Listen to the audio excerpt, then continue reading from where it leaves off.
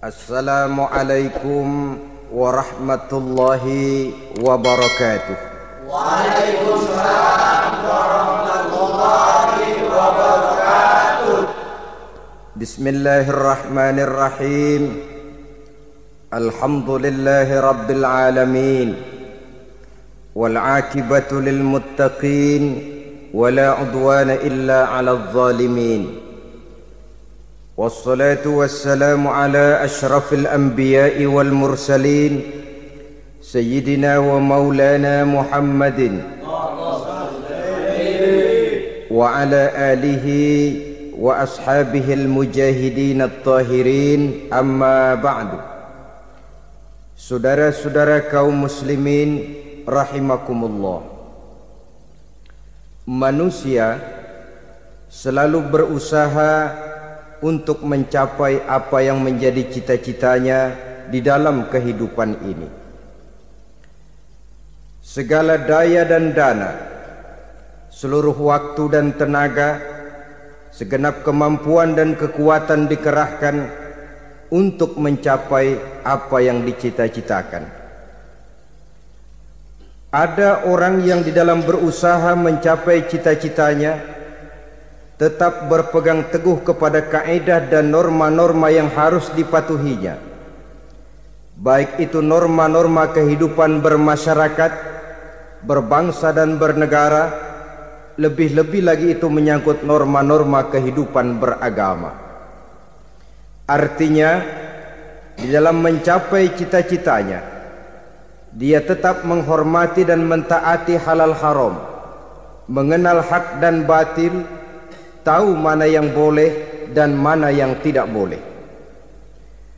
Tetapi di lain pihak, tidak jarang, bahkan banyak sekali orang-orang yang di dalam usaha mencapai cita-citanya terjebak dalam prinsip menghalalkan segala macam cara untuk mencapai satu tujuan.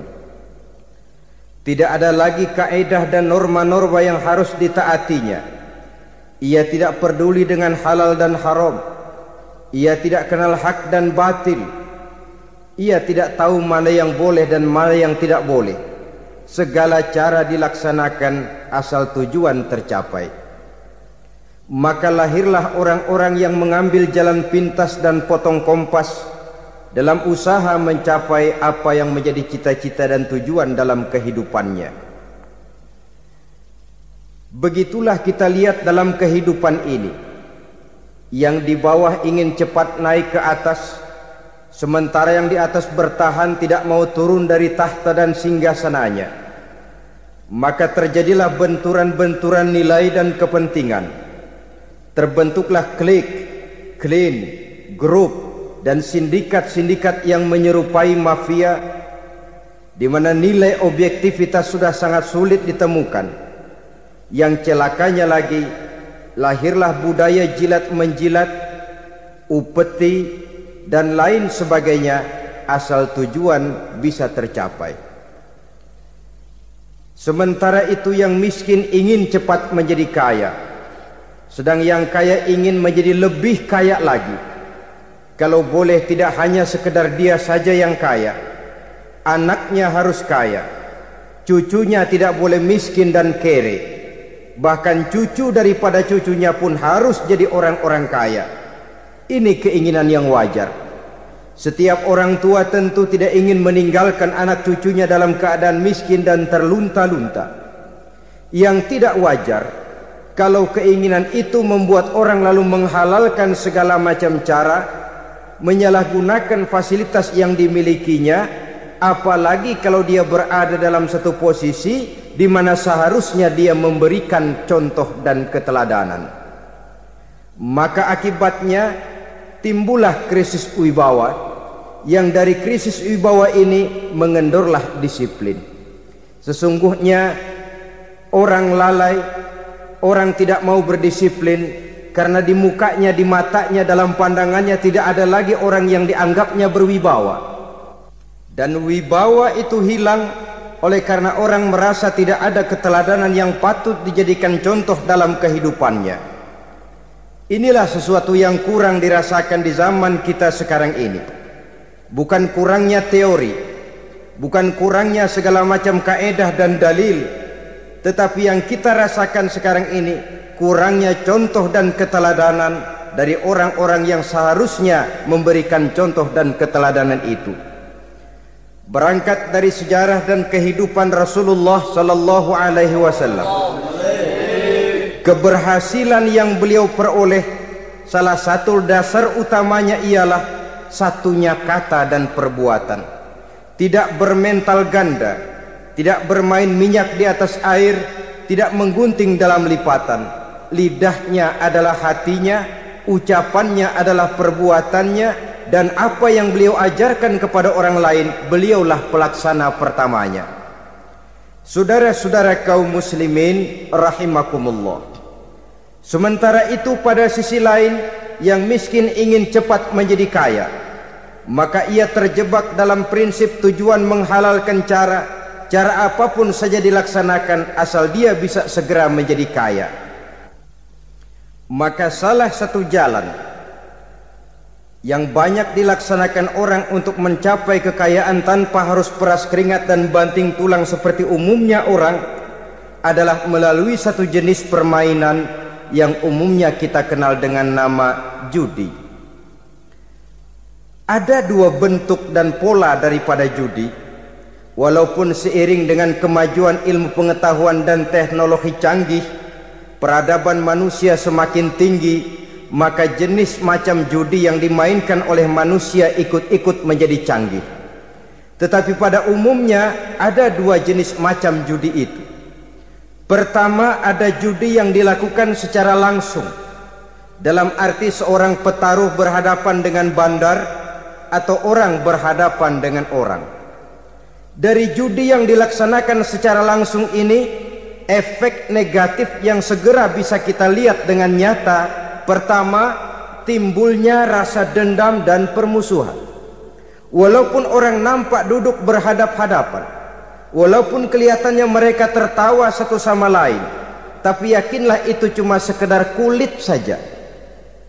Pikiran yang ada dalam benak tiap-tiap orang yang terlibat dalam perjudian tidak lain ialah bagaimana saya bisa mengalahkan lawan main saya. Akibatnya tentu bisa kita pastikan akan timbullah dendam dan permusuhan bagi yang kalah, akan timbullah rasa sombong dan menganggap remeh orang lain bagi yang menang. Yang kedua, lalainya orang kepada apa yang menjadi tanggung jawab dan kewajibannya. Orang bisa lupa kepada anak dan istri. Kalau kepada anak dan istri saja sudah bisa lupa, apalagi kepada yang lain, sebab anak dan istri memang merupakan bagian daripada kehidupan kita. Konon lagi saudara, konon lagi keluarga yang lain, anak istri saja bisa terlupakan oleh penyakit dan permainan yang bernama judi ini. Yang ketiga, hilangnya rasa sayang kepada harta.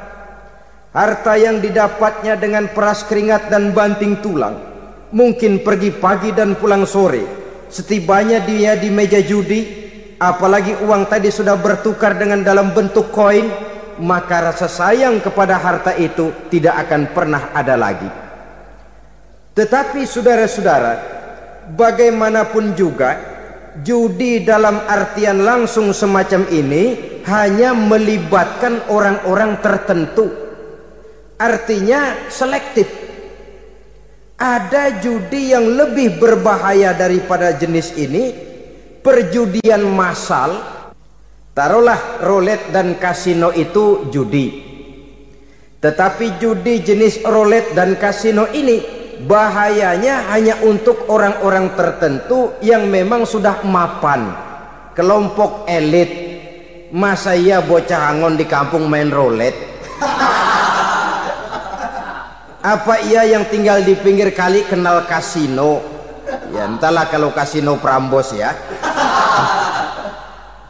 Dari judi massal semacam ini lahirlah penyakit yang dinamakan tulul amal.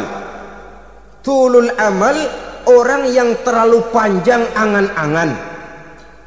Bukan tidak boleh orang bercita-cita, sebab cita-cita itu perlu.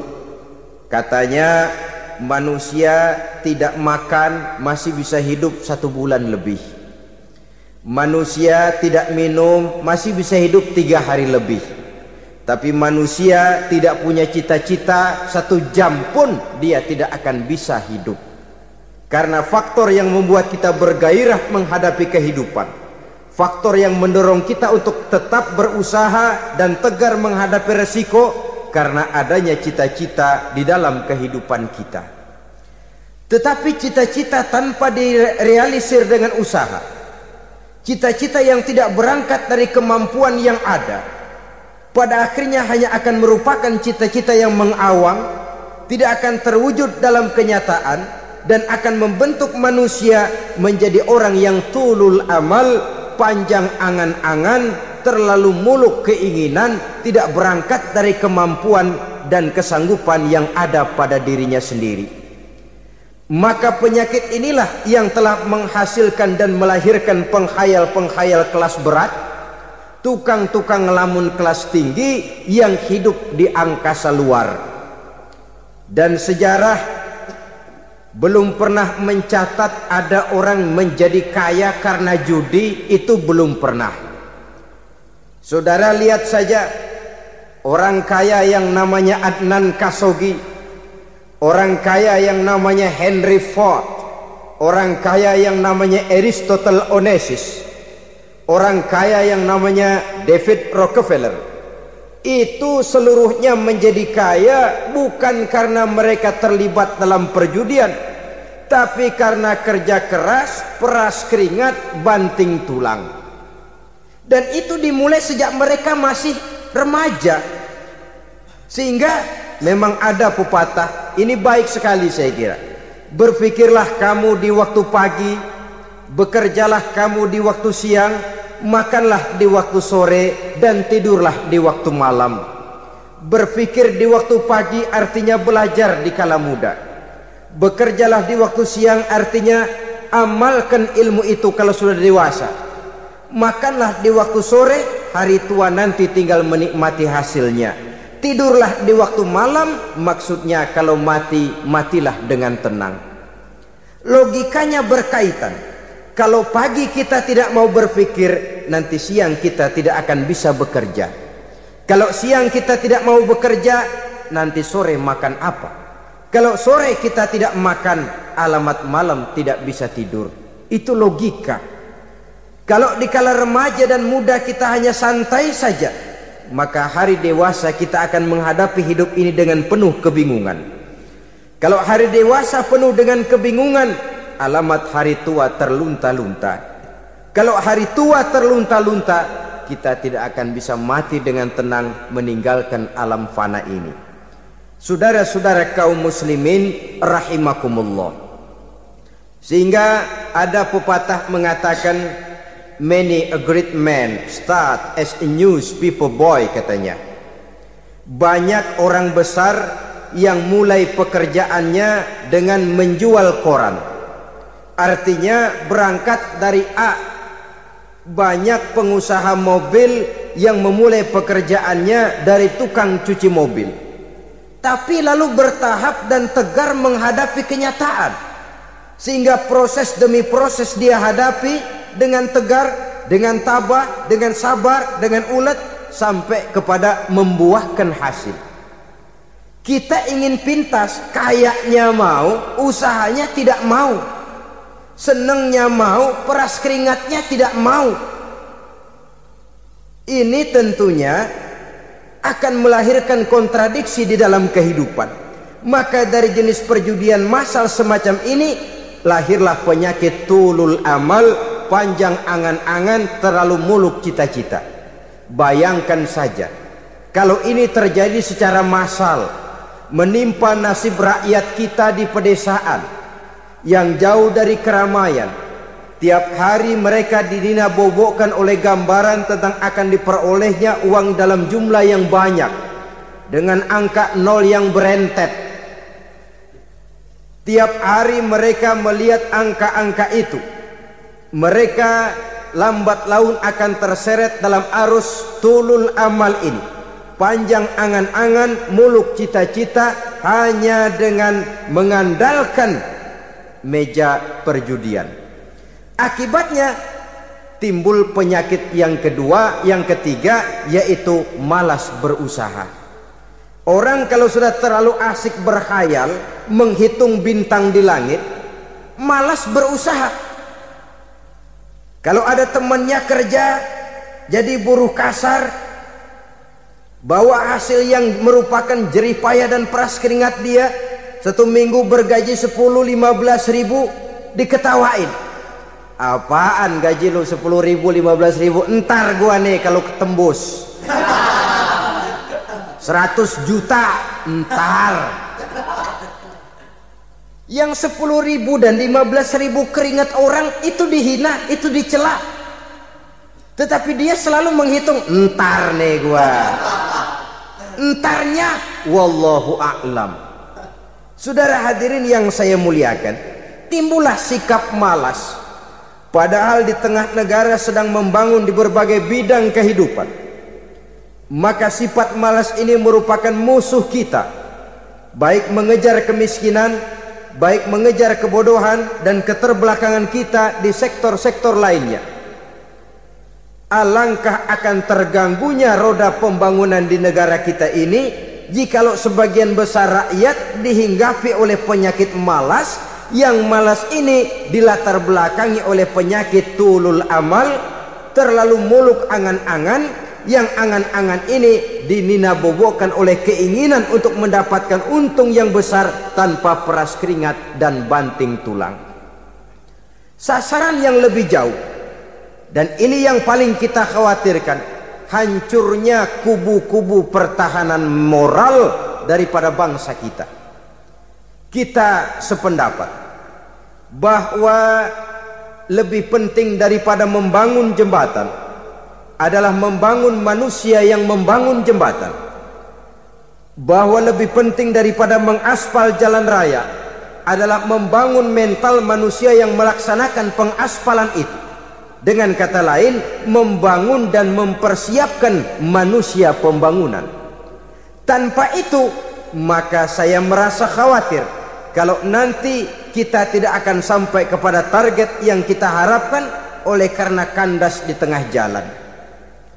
Saudara-saudara kaum muslimin rahimakumullah, Islam sebagai agama yang mengajarkan manusia untuk berusaha dan mengeluarkan segala kemampuan untuk melaksanakan segala usahanya itu, sangat membenci sifat malas, sangat membenci sifat tulul amal atau panjang angan-angan. Dan oleh karena judi melahirkan dua sifat itu, Islam sangat menganjurkan pengikutnya untuk menjauhi segala macam jenis perjudian, baik yang terang-terangan maupun yang dilakukan secara samar-samar, tidak ketara, judi canggih sesuai dengan canggihnya teknologi daripada manusia itu sendiri.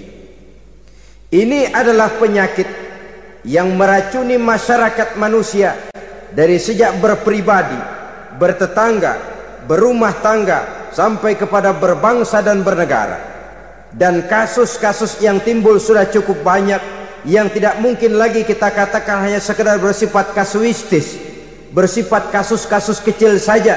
Sebelum riaknya naik ke permukaan, marilah kita membuat benteng untuk masing-masing pribadi muslim memelihara dan menjaga diri, jangan terseret dalam permainan yang bernama judi, apapun bentuknya, bagaimanapun cara dan ragamnya, karena jelas bahayanya lebih besar daripada manfaatnya. Taruhlah kita barangkali kemarin-marin hanyut dalam arus perjudian, tetapi hendaknya kita bisa mengambil pelajaran bahwa seorang mukmin adalah seorang yang apabila dia melakukan kesalahan, dia segera sadar, dijadikannya pelajaran untuk tidak diulanginya lagi pada masa-masa yang akan datang.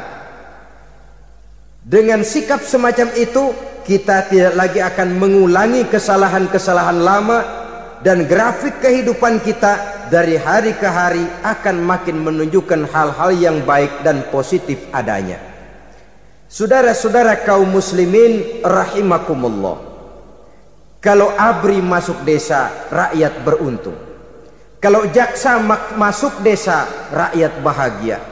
Kalau koran masuk desa, rakyat ikut jadi cerdas. Tapi kalau judi masuk desa, rakyat kiamat. Pembangunan akan terbengkalai, roda perekonomian akan lesu.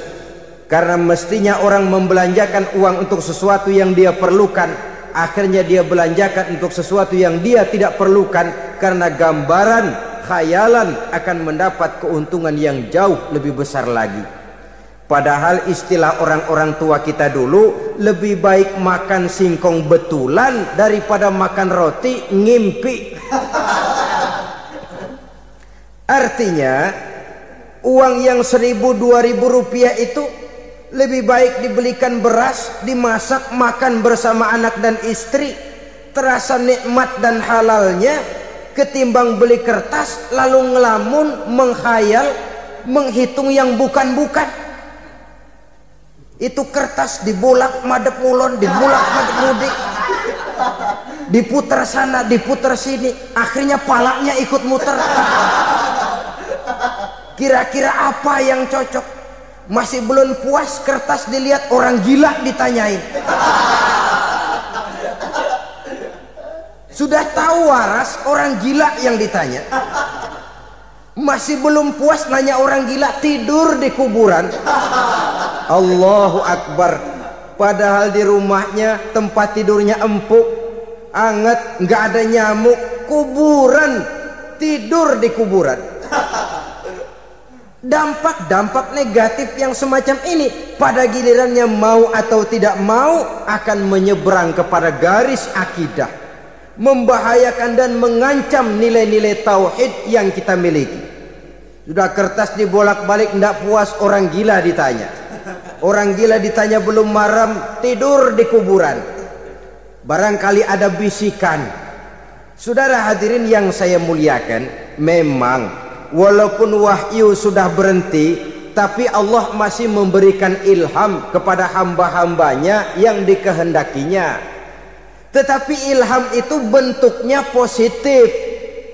Kalau saudara pagi-pagi berniat, tahu-tahu datang pikiran nanti malam mau ngaji, itu namanya ilham. Kalau saudara sedang merenung, tahu-tahu datang pikiran, saya mau sedekah, itu namanya ilham, bentuknya positif. Tapi kalau ngelamun, tahu-tahu datang pikiran nomor sekian sekian sekian pasang, itu bukan ilham, itu belis. Saudara hadirin yang saya muliakan, tidak puas tidur di kuburan, cari yang lebih paten lagi, dukun ditanya. Nah, saya ingin menuduhkan persoalan. Apa tidak boleh orang ziarah kubur? Apa tidak boleh orang pergi ke dukun? Ini dalam kaitannya dengan judi, karena ini penyakit yang sudah merajalela, mewabah di kalangan masyarakat kita di lapisan yang bawah ini. Saudara hadirin yang saya muliakan, ziarah kubur bukan saja boleh, malah dianjurkan oleh Nabi. Tetapi ziarah kubur yang dianjurkan oleh Nabi itu dengan tujuan pertama, agar orang ingat kepada mati. Kafa bil mauti wa'izah, kata Nabi. Cukup dengan mengingat mati menjadi pelajaran bagi kamu semua. Maka etikanya diajarkan, kalau saudara ziarah kubur sampai di depan pintu kubur itu kan, Assalamualaikum ya ahlal kubur wa inna insyaallahu bikum lahikun. Kami satu saat insya Allah pasti akan menyusul kamu. Kalau kamu sekarang berbaring di sini, satu saat kami akan berbaring di sini. Ziarah kubur mengingatkan orang kepada mati.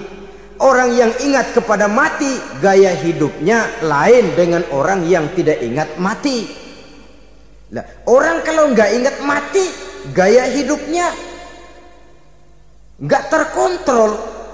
Kalau dia berkuasa, Fir'aun, itu nggak ingat mati. Kalau dia kaya, Korun. Sudah gambarannya nggak merupakan gambaran-gambaran yang baik. Orang yang ingat mati, dia berkuasa, dia berlaku adil. Suatu saat saya akan mati dan ini akan dimintakan pertanggungan jawab. Orang kaya ingat mati, dia akan jadi pemurah. Kenapa? Kalau saya diberikan ilmu, pertanyaan akhirat cuma satu, ilmumu kau amalkan untuk apa? Kalau saya diberikan umur panjang, pertanyaan akhirat cuma satu, umurmu kau habiskan di mana? Tapi jikalau saya diberikan harta, pertanyaan akhirat ada dua, hartamu kau dapat dari mana, kau belanjakan kemana? Depannya ditanya, belakangnya ditanya, dapat dari mana, dibelanjain kemana? Sebab dua-duanya berkaitan dengan kegiatan. Kadang-kadang dapatnya dari jalan yang baik, tapi keluarnya ke tempat yang tidak baik, itu pun tidak betul. Atau dapatnya dari yang tidak baik, tapi dibelanjakan untuk yang baik, itu pun tidak bisa diterima.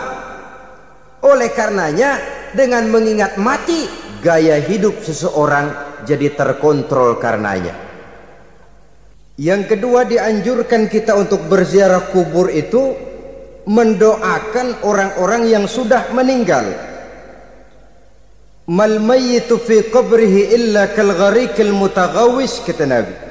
Orang yang sudah meninggal itu di alam barzakhnya adalah seperti orang yang tenggelam di lautan, menunggu doa dari keluarganya yang masih hidup. Apakah itu anaknya, kemenakannya, cucunya, dan lain sebagainya.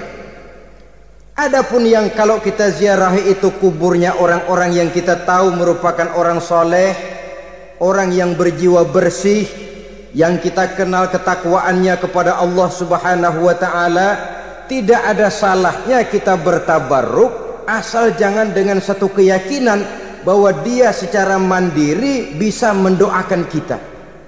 Dia hanya bisa melakukan itu hanya dengan izin Allah. Nah, umumnya orang kalau sudah ziarah ke kubur-kubur keramat itu, Allahnya kelupaan. Itu yang dikhawatirkan merusak dan mengganggu akidah. Sehingga di awal-awal perkembangan Islam, Nabi pernah melarang orang ziarah kubur itu. Ini bisa kita simak dari hadis, kuntu nahaitukum an ziyaratil qabri fazuruha. Dahulu aku pernah melarang kamu untuk ziarah kubur, adapun sekarang kalau mau ziarah, ziarahlah kamu.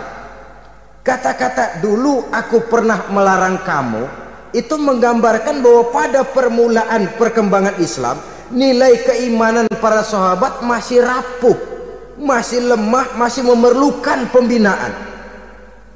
Sehingga kalau mereka sering ke kubur, dikhawatirkan mereka minta kepada kubur. Nah, tetapi tatkala nilai keimanannya sudah mapan, sudah kuat, kata Rasul, fazuruha. Adapun sekarang kalau mau pergi berziarah, ziarahlah kamu. Saudara hadirin yang saya muliakan, jadi jangan melupakan Allah. Saya bisa saja berkata, kalau saya misalnya pakai cincin, lalu saya bilang, saya sejak pakai cincin ini, jangan anak gadis, nenek-nenek ngelihat saya lemes. Atau sejak pakai cincin ini, dagangan laris bener. Cincin itu yang menggelincirkan akidah. Untuk tidak tergelincir, orang harus tidak melupakan Allah. Dia bisa berkata, alhamdulillah, Allah memberikan keistimewaan kepada batu cincin saya. Batu cincinnya tidak apa-apa, Allah yang memberikan keistimewaan. Ini dalam bentuk yang langsung. Dalam bentuk yang tidak langsung kita bisa lihat, misalnya kalau petani ditanya, oh ini bisa panen besar ini rahasianya apa Pak? Oh, pupuk urea. Pupuk urea. Nah, Allah nomor 16. Seorang petani yang baik keimanannya, dia akan berkata, kami bisa panen besar karena izin Allah. Lah kalau pupuknya mah pakai pupuk urea, izin Allahnya dulu, baru kemudian pupuknya nyusul. Jadi sebenarnya bukan cuma pergi ke dukun yang bisa merusak keimanan, pergi ke dokter juga bisa loh merusak keimanan. Kalau berkeyakinan bahwa dokter itulah yang memberikan sembuh, kenapa akidah saudara tidak tergelincir karenanya? Dokter hanya memberikan obat dan resep, sembuh itu datangnya dari Allah. Ini yang diungkapkan lewat lisan Nabi Ibrahim alaihissalam, wa idza maridtu fahuwa yashfini. Apabila aku sakit, dialah Allah yang memberikan sembuh. Memberikan sembuh. Jangan juga menyalahartikan ayat ini. Ada ayat begini sakit terus nekat. Udah nggak usah berobat dah, memang penyakit dari Tuhan, ntar waktunya baik ya baik dah. Udah ampeg terus dah. Orang yang berobat saja belum tentu sembuh, apalagi yang tidak berobat. Sama juga orang nggak sembahyang kita ajakin ngotot, lo juga yang sembahyang belum tentu masuk surga katanya. Lah yang sembahyang belum tentu masuk surga, bagaimana cengoran lo yang nggak sembahyang?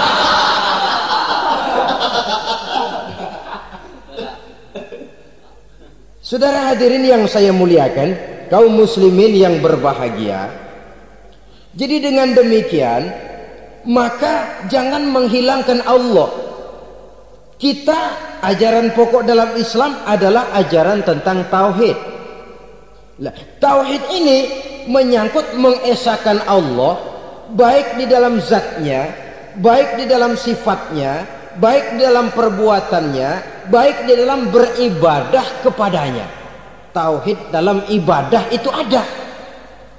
Tauhid dalam zat artinya zat Allah itu tidak tersusun, tidak terdiri dari bagian-bagian yang bisa dipecah-pecah. Ya seperti kita ini kan ada kepala, ada kaki, ada tangan. Allah tidak tersusun zatnya dari bagian-bagian. Esa zatnya tidak bisa dibagi-bagi.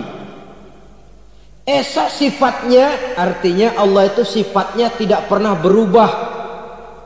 Sejak dahulu sampai sekarang Allah itu cinta kepada orang beriman yang melakukan kebaikan, dan Allah benci kepada orang kufur yang melakukan kejahatan. Mustahil satu saat Allah berubah, orang kufur yang berbuat kejahatan didemenin, orang mukmin yang berbuat kebaikan dikeselin.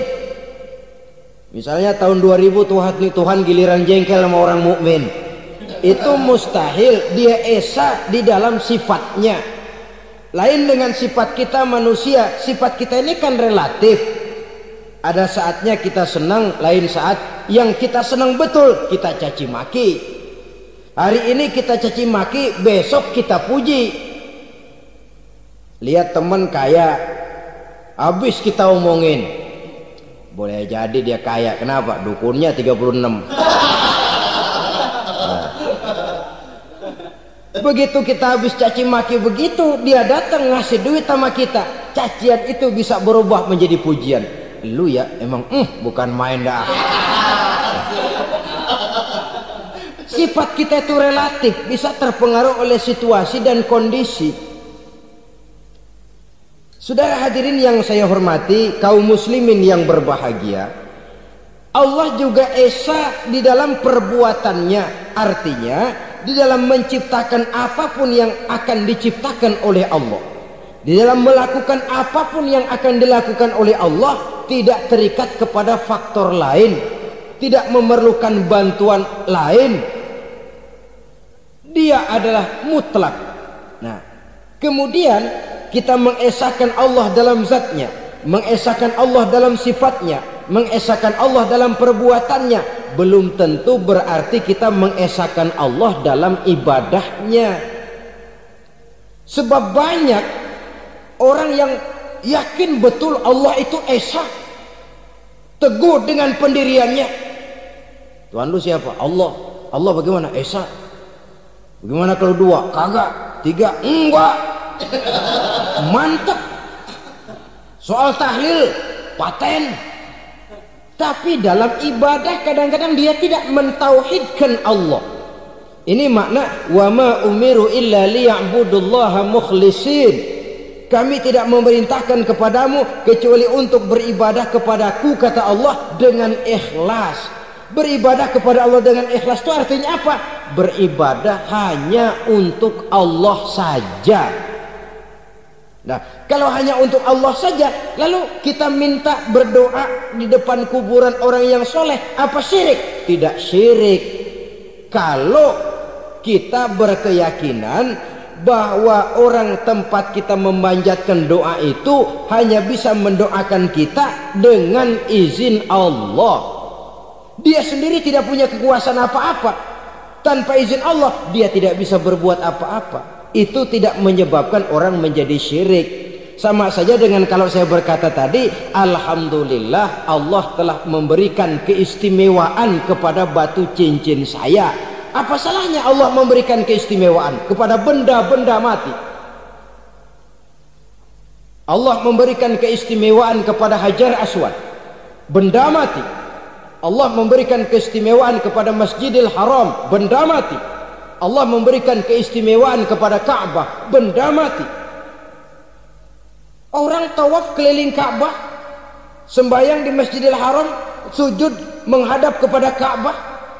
Apakah jadi syirik? Tidak. Kita tidak menyembah Ka'bahnya, kita menyembah yang punya Ka'bah itu. Nah, di sini kita lihat bahwa fungsi Ka'bah hanya merupakan wasilah.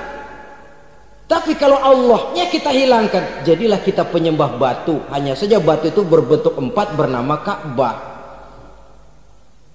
Sa'i, orang yang melaksanakan haji, lari-lari antara Safa dan Marwah, amalan apa itu? Seakan-akan kita menghormati bukit-bukit, gunung-gunung. Tapi bukan itu yang kita tuju dalam pelaksanaan sa'i itu. Yang kita tuju adalah ini perintah Allah. Allahnya yang diutamakan. Maka hal semacam ini tidak menyebabkan orang menjadi syirik dan tergelincir dari tauhid. Tapi kalau ziarah kubur dengan niat cari buntutan, cari nomor yang cocok, ini niatnya saja sudah salah. Nah, kalau berangkat dengan niat yang salah, sampai di sana saya yakin, seyakin-yakinnya amalannya pasti salah. Lah, kubur yang diziarahin bukan kubur orang soleh. Ya mana ada orang soleh ngasih kode buntut. Ada juga orang salah, bukan orang soleh itu. Kadang-kadang dia nggak tahu kuburan siapa, nongkrong aja di situ. Memang sulit, saudara-saudara. Mental ya, namanya mental. Kalau memang mental sudah mental judi, apa saja bisa dijudiin. Jadi orang nggak perlu sebenarnya pemerintah terlalu gini, nggak usah. Kembali saja kepada mental. Kalau mental memang sudah mental judi, apaan aja bisa dijudiin. Pulang tengah malam nabrak babi, babi yang keluar nih.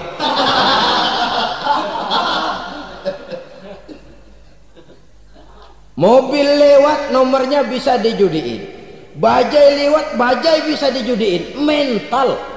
Kalau memang mental sudah mental judi, apapun saja bisa dijudikan. Saudara hadirin yang saya muliakan, lalu bagaimana dengan dukun? Ya, saudara hadirin, pergi ke dukun hakikatnya sama dengan pergi ke dokter. Orang berusaha melaksanakan yang namanya syariat, hakikatnya kembalikan kepada Allah. Syariatnya kita laksanakan.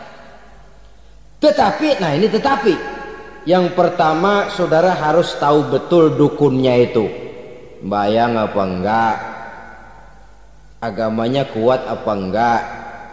Sebab ya tentu tidak ada dukun yang jelek, karena pada umumnya penyakit dukun itu kan nyohor, iklan lewat koleha-kolehanya. Kita bisul kecil datang, kita dukun, ini si kecil kemarin bisul kayak kelapa 5 menit baik. 5 menit padahal kemarin kagak ada yang datang. Diolah sedemikian rupa supaya orang mantap. Jadi jangan asal sembarangan. Kadang-kadang lihat potongan dukunnya aja kita ngeri. Mukanya sudah kremot, nggak pernah tersentuh air wudhu. Jangankan air wudhu, mandi aja jarang. Yang kayak begini yang dipegang mati-matian, yang dipercayai habis-habisan, akan kita kemanakan tauhid kita ini? Apalagi kalau perginya sudah dengan niat mencari nomor yang jitu. Itu saya katakan lagi tadi, berangkat saja sudah dengan niat yang salah. Orang berusaha silakan. Sama juga kita ke dokter. Oleh dokter kan setelah diperiksa penyakit kita, lalu dianalisa, oh ini penyakitnya ini. Kemudian diberikan obat. Lah, obat itu kan tentu ada aturan minumnya tuh. Yang kapsul ini sehari 3 kali, yang tablet ini sehari 2 kali. Kalau kita minumnya kelebihan, overdosis namanya. Saking pengen cepet baik, sekali minum 10 tablet. Ya memang nggak sakit-sakit lagi, tapi nggak hidup sudah. Habis. Kita pun dalam melaksanakan amalan hidup beragama begitu. Saudara datang kepada kiai, orang-orang soleh, meminta amalan, wiridan, itu jangan sampai overdosis. Tidak sesuai dengan kemampuan pribadi. Wong masih SD sudah minta matematika kelas SMP, celeng. Baru SMP sudah minta diajarkan filsafat kelas perguruan tinggi, semaput. Kenapa? Daya tampungnya nggak kuat. Emang ukuran secangkir, minta di sini seember, ya luber. Lebihnya nggak cukup. Kenapa? Yang diberikan, yang diamalkan tidak sesuai dengan makomnya, tidak sesuai dengan kemampuan yang ada pada dirinya. Saudara hadirin yang saya muliakan, akhirnya apa? Mencelakakan dirinya sendiri, ngawur. Baru sembahyang seminggu udah ngaku ketemu malaikat. Sembahyang ditemenin malaikat lah, sembahyang baru seminggu mulai tuh malaikat iseng amat. Ya walaupun kalau Allah izinkan tidak mustahil, tapi kan tidak logik. Orang yang melaksanakan ibadah puluhan tahun memerlukan riyadhah dan latihan, khusyuk dan tawadhu, penuh tazallul, merendahkan diri di hadapan Allah, belum tentu mendapat karunia yang semacam itu. Saudara hadirin yang saya muliakan, jadi dengan kata lain, yang pertama, lihatlah dulu kualitas dukun yang akan saudara datangi itu. Ini kualitas black apa kualitas white, aspal apa cat putih, sehingga jangan sampai kita salah pilih. Sebab biasanya orang kalau sudah hanyut di kali, rumput pun dia pegangin. Dia tahu kalau rumput tidak akan bisa menahan bobot badannya, tapi karena posisinya posisi terjepit, rumput pun dia pegang.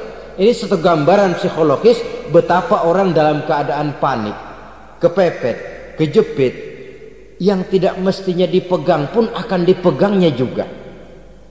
Walaupun dia tahu itu tidak akan bisa menahan bobot badannya, namun dipegangnya juga. Oleh karenanya, yang pertama, lihat dulu kualitas dukunnya.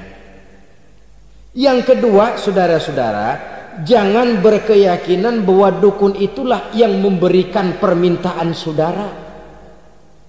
Si dukun hanya bisa dengan izin Allah. Nah ini kuncinya. Kalau izin Allahnya dihilangkan, dan ini yang jarang. Biasanya kalau kita diajak ke dukun, di sono aja no paten banget, abah ano, abah ini, abah ano, abah. Lah, lalu pikiran kita kan terfokus. Dikala itulah kita mulai menyampingkan Allah. Di situ yang dikhawatirkan nilai tauhid kita jadi tergoyah karenanya. Bahwa orang yang kita datangi, yang kita kenal kesolehan dan ketakwaannya, hanya bisa memberikan pertolongan dengan izin Allah. Dengan izin Allah dia doakan kita dan doanya kabul. Dengan izin Allah dia penuhi hajat kita dan hajat kita jadi terlaksana, jadi kenyataan dengan izin Allah. Sebab Allah itu memberikan keistimewaan. Ada waktu istimewa, ada tempat istimewa, ada jam istimewa. Kenapa sih sedekah hari Jumat dengan sedekah hari Kamis pahalanya kok lebih besar hari Jumat? Karena itu waktu istimewa. Kenapa untuk sembahyang sunnah dianjurkan sepertiga malam yang terakhir? Karena itu waktu istimewa. Kenapa doa di multazam, di dekat Hajar Aswad, di Hijr Ismail, di Raudhah dikabulkan Allah? Karena itu tempat istimewa. Memang kadang-kadang ada orang berkata, kalau mau berdoa kenapa mesti di kuburan wali? Di rumah juga berdoa, Tuhan dengar. Betul, Tuhan dengar, bahkan tidak berdoa pun Allah tahu isi hati kita. Tapi soal dikabulkan atau tidak itu hak Allah. Dan Allah memberikan fasilitas kepada tempat-tempat tertentu dan istimewa. Dan itu diajarkan oleh Nabi. Di Raudhah perbanyak doa. Kenapa? Itu tempat yang mustajabah. Artinya Allah memberikan keistimewaan kepada tempat-tempat tertentu. Dalam konteksnya dengan ini, makom para aulia, para wali, para ulama soleh, tidak ada salahnya kita berdoa di sana, bertawassul, bukan meminta kepada si kiai, bukan meminta kepada si ulama, bukan meminta kepada si wali, meminta kepada Allah melalui tempat yang orangnya kita yakin dekat dengan Allah. Walaupun Allah tidak memerlukan perantara, itu jelas. Allah tidak memerlukan calo, memang, tapi Allah menyediakan waktu dan tempat-tempat istimewa. Itu harus kita manfaatkan untuk mendekatkan diri dan berdoa kepadanya. Saudara-saudara kaum muslimin rahimakumullah, saya kembali dalam konteksnya dengan dukun yang akhir-akhir ini jadi populer karena merajalelanya judi sampai kepada desa-desa, pedesaan-pedesaan terpencil, yang akibatnya menjauhkan orang dari nilai tauhid. Padahal benar kalau orang berkata kazabal munajjimun walau sodaku, tukang-tukang ramal itu bohong walaupun benar. Kalaupun betul, kebetulan. Itu maksudnya bohong walaupun betul, betulnya betul kebetulan. Maka para remaja itu biasanya gemar kepada membaca bintang Anda minggu ini, kan begitu toh? Nah, apa Aries, apa Virgo, apa Leo dan sebagainya, dan itu memang menarik untuk dibaca. Rezeki sebelah kulon, asmara anget. Saudara hadirin, hal yang semacam ini boleh saja untuk dibaca, tapi tidak untuk diyakini kebenarannya. Boleh saja untuk dibaca, tapi tidak untuk diyakini kebenarannya. Karena meyakini kebenarannya sama saja dengan mendahului Allah. Dan itu bisa menggelincirkan nilai-nilai tauhid kita. Tauhid dalam ibadah saya katakan tadi, menyembah hanya kepada Allah, bermohon hanya kepada Allah dengan menggunakan fasilitas-fasilitas yang disediakan oleh Allah, baik berupa waktu maupun tempat-tempat tertentu. Dan orang-orang, ya, kalau waktu dan tempat saja ada yang diberikan keistimewaan oleh Allah, padahal tempat itu benda mati, apalagi manusia yang merupakan makhluk hidup. Saudara hadirin yang saya muliakan, saudara-saudara kaum muslimin yang berbahagia, sehingga dengan demikian kita tetap menjaga nilai-nilai akidah, dan dengan ini syariat kita laksanakan tanpa membuang hakikat. Sebab hakikat tanpa syariat itu kosong, syariat tanpa hakikat juga tidak ada tujuan. Yang penting hati bersih, nggak sembahyang nggak apa-apa. Mana bisa begitu, Mas? Kalau memang hati bersih nggak usah sembahyang nggak apa-apa. Nabi Muhammad dulu berhenti dong sembahyang. Sebab beliau orang yang hatinya paling bersih. Nah, orang yang hatinya paling bersih saja sembahyang yang nggak berhenti, masa kita lalu mau berhenti? Yang penting kan kita bisa dekat dengan Allah melalui perasaan, banyak-banyak ingat. Apa itu sembahyang? Macam-macam. Itu hakikat saja tanpa syariat ya tidak bisa. Syariat saja tanpa hakikat juga gerak lahir yang tanpa roh namanya. Kita melakukan sholat tapi kita tidak tahu untuk apa kita sholat dan kenapa kita sholat dan siapa yang kita sembah di dalam kita sholat. Sehingga dengan demikian keduanya tidak bisa terpisahkan satu sama lain. Seperti halnya kulit dan isi. Barangkali pernah saya ingatkan, kulit penting, isi pun juga penting. Hakikat penting, syariat juga penting. Dan kita jangan salah mengartikan terjebak dalam ucapan-ucapan yang masih memerlukan penafsiran, sehingga lalu kita cenderung mendiskreditkan dan menjelekkan para wali. Misalnya ada ucapannya Syekh Abdul Qadir Jailani yang berkata begini, barang siapa yang masuk ke rumahku lalu ia memakan makananku, maka ia akan masuk surga. Ini kalau ucapan ini dipahami secara apa adanya, ya jelas orang bisa tergelincir. Tapi kalau ditafsirkan secara betul, siapa yang masuk ke dalam rumahku? Di mana rumah Syekh Abdul Qadir? Di mana umumnya rumah para wali? Di masjid. Jadi siapa yang masuk ke dalam rumahku? Masjid. Lah kalau sudah di dalam masjid, makanannya apa? Getuk.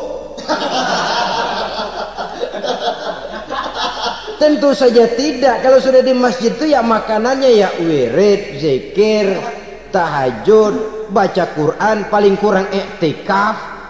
Jadi siapa yang masuk ke masjid lalu dia sujud, wirid, zikir, ya jelas saja surga. Jangan membaca ucapan ini dan terus rame-rame nyari bekas rumah Syekh Abdul Qadir. Rame-rame masuk ya rumah kecil. Saudara hadirin, kita terlalu terpaku kepada materi ucapan dan melupakan filsafat daripada ucapan itu sendiri. Dalam kondisi yang sedemikian, sangat boleh jadi orang lalu tergelincir karenanya.